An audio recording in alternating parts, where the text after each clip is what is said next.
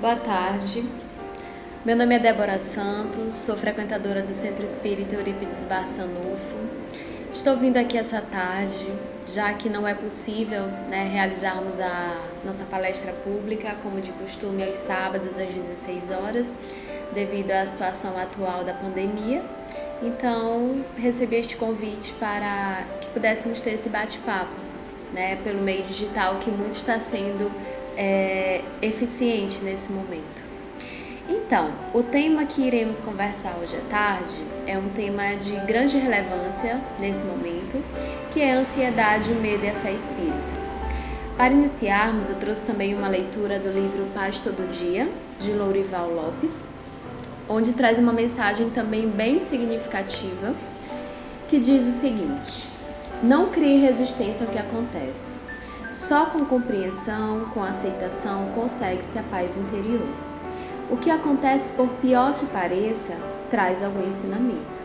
Por trás de uma perda, do relacionamento desfeito, da decepção na família, da esperança não concretizada, do encontro desafortunado, da morte ou doença, há muito a considerar, a meditar.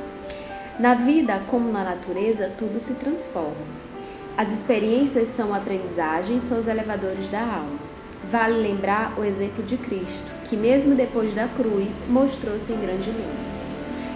Então essa mensagem, nesse momento, ela é bem significativa no sentido que nos demonstra a importância de nós não criarmos resistências às situações, Uma vez que esse momento ele nos demonstra que é uma experiência realmente desafiadora, uma experiência ao mesmo tempo coletiva, onde todos nós estamos vivenciando, num menor grau, num grau elevado, mas há de certa forma sim o sofrimento.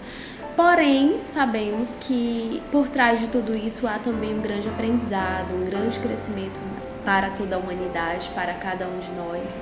E se nós soubermos fazer bom proveito, dessa experiência, com certeza sairemos muito mais forte do que quando começamos. Então, falando a respeito dessa situação atual, nós sabemos que está sendo muito recorrente, um assunto relacionado à ansiedade, ao medo, nós podemos considerar, inclusive, natural essas sensações no momento, uma vez que, enquanto seres humanos, a ansiedade e o medo são considerados condições naturais, Se nós pararmos para pensar, todos nós temos em um determinado nível uma certa ansiedade. Acontece que, como tudo na vida, a partir do momento que passa a gerar prejuízos, passa a ser prejudicial para o nosso organismo, para o nosso emocional, Então, o que acontece? Diante do momento atual, a gente percebe muitas pessoas vivenciando um estado de sofrimento antecipado, um sofrimento futuro em relação a circunstâncias que você não tem como prever como vai ser, Então, a ansiedade, ela está muito relacionada a isso, ao quê? Ao excesso de futuro. É quando nós vivemos situações que ainda não aconteceram. Assim como o medo, Se nós pararmos para pensar também, o medo é uma emoção muito necessária, uma vez que o medo ele nos protege, Se nós não tivéssemos medo, nós com certeza nos submeteríamos a situações que colocariam a nossa vida em risco.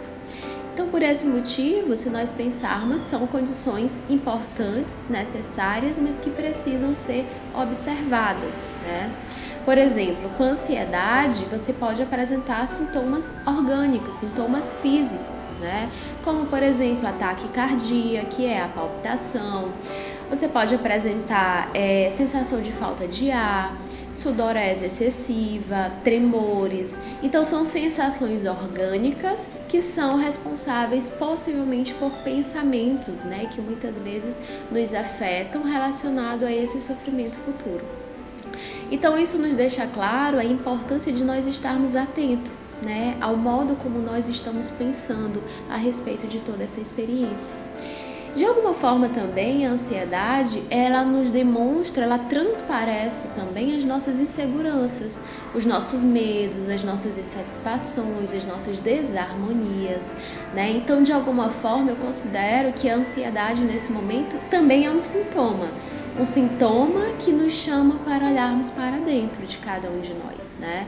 Uma vez que, se nós percebermos, de alguma forma a ansiedade está demonstrando que nós temos sim essas inseguranças, esses medos, e que nós precisamos de alguma forma buscar os recursos para enfrentar essas sensações no momento, tá? Então, o que acontece? Há situações na vida, como independente da situação que nós vivenciamos agora, que nós não conseguimos controlar, né? Há aspectos que são controláveis, como no momento atual, o que a gente consegue controlar?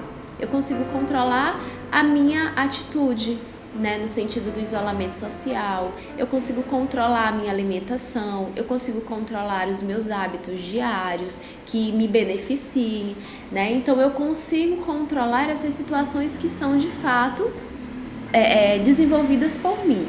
Mas há situações externas a tudo isso que de fato não são controláveis por nós.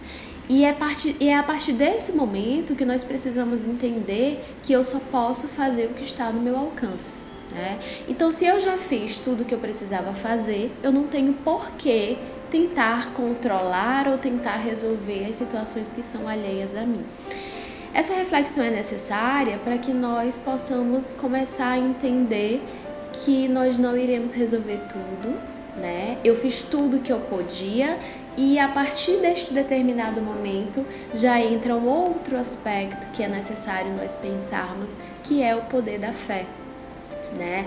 Sabemos que essa situação atual ela está sendo, além de vivenciada por nós, mas dirigida, né, por toda a equipe espiritual. Deus está acima de tudo isso, né? Então nós temos toda uma equipe que está também trabalhando em prol do nosso bem, do nosso crescimento. Né? Então, por esse motivo, a fé nesse momento ela vai ser o maior antídoto contra a ansiedade, contra o medo, tá? Então, por esse motivo também eu trouxe a leitura do livro Vinha de Luz, né, de Francisco Cândido Xavier. E lá no item 40, que é na página 99, que também fala sobre a fé, eu trouxe alguns trechos e eu gostaria que, se vocês tivessem oportunidade também de acompanhar, com alguns itens, né, que vão trazer aspectos relacionados à fé. Então, a árvore da fé viva não cresce no coração miraculosamente. Qual acontece na vida comum, o Criador dá tudo, mas não prescinde do esforço da criatura. Qualquer planta útil reclama especial atenção no desenvolvimento. O que isso nos quer dizer de alguma forma, né? Que a fé, ela não é simplesmente algo que cresce milagrosamente na nossa vida, de uma hora para outra, né? Ou seja, a fé é algo que nós semeamos, que nós cultivamos, assim como uma planta precisa de adubo, precisa de atenção, precisa de cuidado, né? Então é um exercício diário que nós precisamos desenvolver para que essa fé cada dia se torne mais viva e potente nos nossos corações. A conquista da crença edificante não é serviço de menor esforço. A maioria das pessoas admite que a fé constitua a milagrosa auréola doada a alguns espíritos privilegiados pelo fator divino.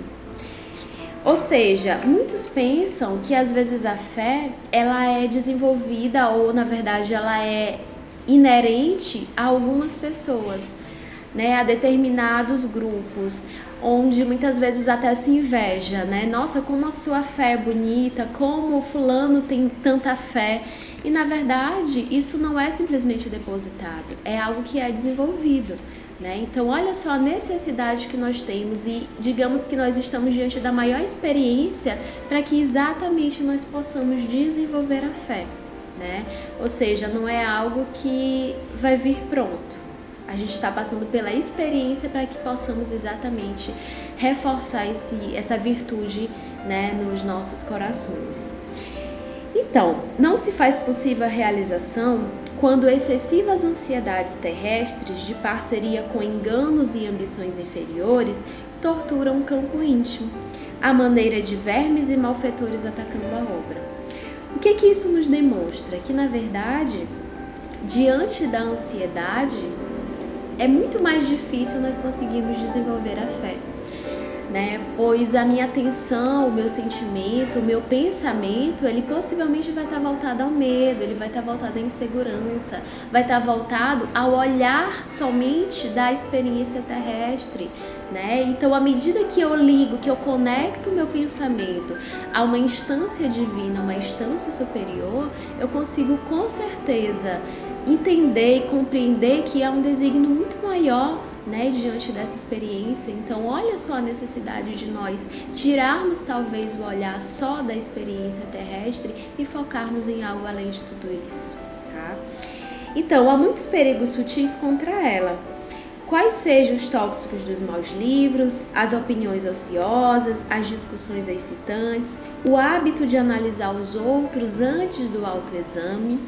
Eu considero também que esse daqui é um ponto bem significativo, porque de fato, para que nós possamos desenvolver a fé, nós precisamos também tirar o foco das informações que não são relevantes, né? De alguma forma nós sabemos que também estamos vivendo um excesso de conteúdos, um excesso de informações, ainda mais que estamos utilizando o meio virtual para a comunicação, para o contato. Então, olha esse ponto como é interessante, que há muitos perigos sutis contra ela, né? Ou seja, contra a fé. Porque à medida que eu foco nas notícias negativas, nas opiniões ociosas, na análise dos outros antes do meu autoexame, de alguma forma isso também dificulta para que eu possa desenvolver a minha fé.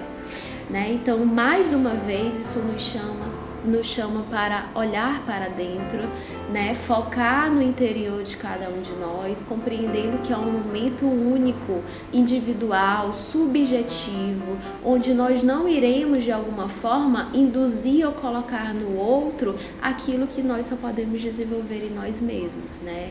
Então, é um momento realmente muito individual. Claro que nós podemos contribuir, colaborar com o nosso próximo, mas de fato é uma experiência muito pessoal, né, nesse momento. Assim como encerra a mensagem, dizendo que ninguém pode, pois em sã consciência, transferir de modo integral a vibração de fé ao espírito alheio, porque realmente isso é tarefa que compete a cada um. Né? Então isso nos demonstra que de fato é um exercício individual, né? Um exercício individual necessário, importante, né? E que nós devemos exatamente compreender que Deus ele tem um cuidado muito amoroso para com todos nós. E que se essa experiência ela parece ser muito difícil, se nós pararmos para focar nos benefícios que estamos obtendo a partir dela, eles são inúmeros, né? Por exemplo, nós temos os benefícios voltados à natureza, né? A nossa natureza, o nosso planeta, os nossos animais, eles estavam já há muito tempo em grande sofrimento, né? Várias catástrofes naturais acontecendo anteriormente. E então, de alguma forma, é como se o planeta estivesse pedindo socorro, né? E de repente, o ser humano precisou parar, precisou conviver consigo, conviver com seus familiares, coisa que às vezes a nossa rotina não permite, né? Permitiu com que nós de alguma forma pudéssemos também fazer essa reflexão interior, né? O que será que eu estou fazendo da minha vida? Será que realmente essa rotina, será que essas atividades, elas de fato condizem com aquilo que eu busco, com a minha missão, com o meu propósito de vida? Ou será que eu estou só realmente executando e vivendo e deixando a vida me levar, né?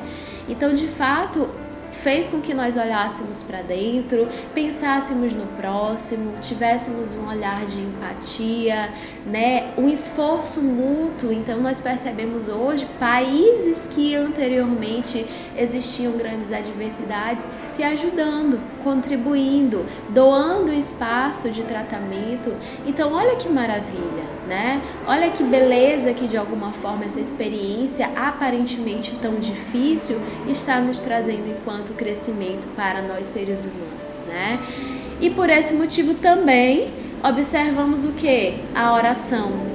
A oração está muito presente, né? A vibração de amor, ela também está muito muito potente nesse momento. Uma vez que as famílias estão se reunindo para orar, você vai num ambiente público e você já vê, como eu vivi a experiência de chegar numa farmácia e a farmacêutica pedir oração em determinado horário.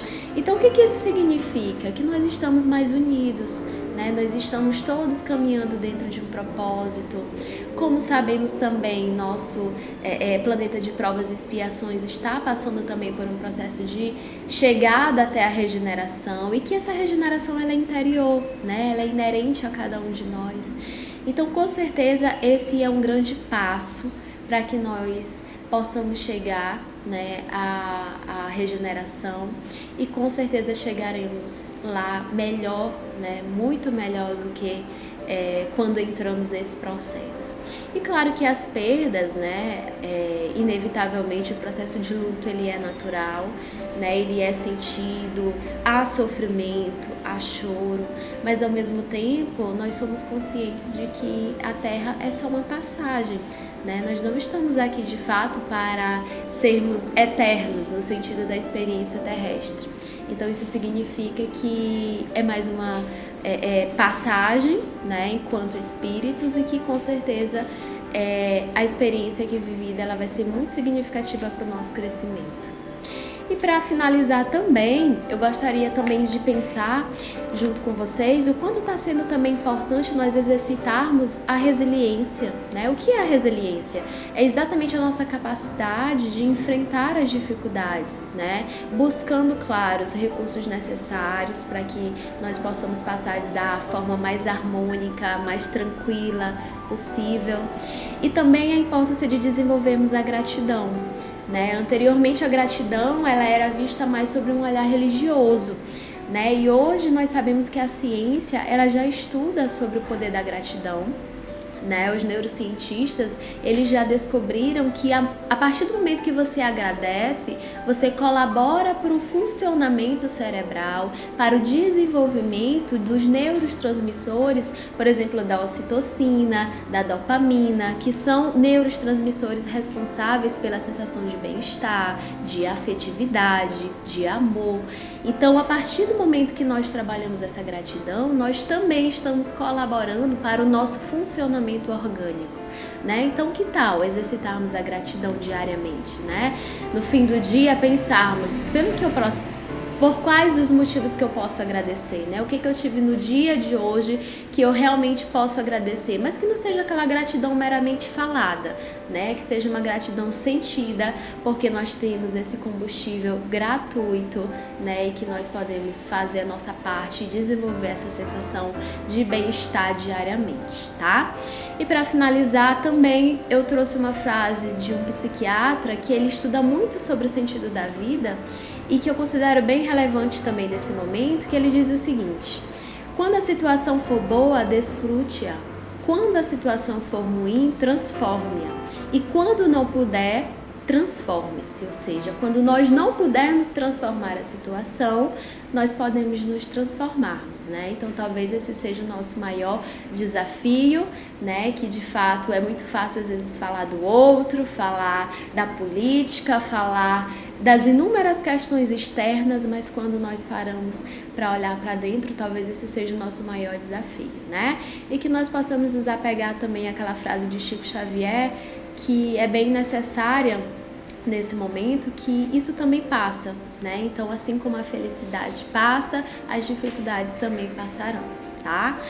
Então, essa foi a nossa reflexão desta tarde. E para finalizarmos, né, vamos fazer a nossa oração, como de costume das nossas atividades.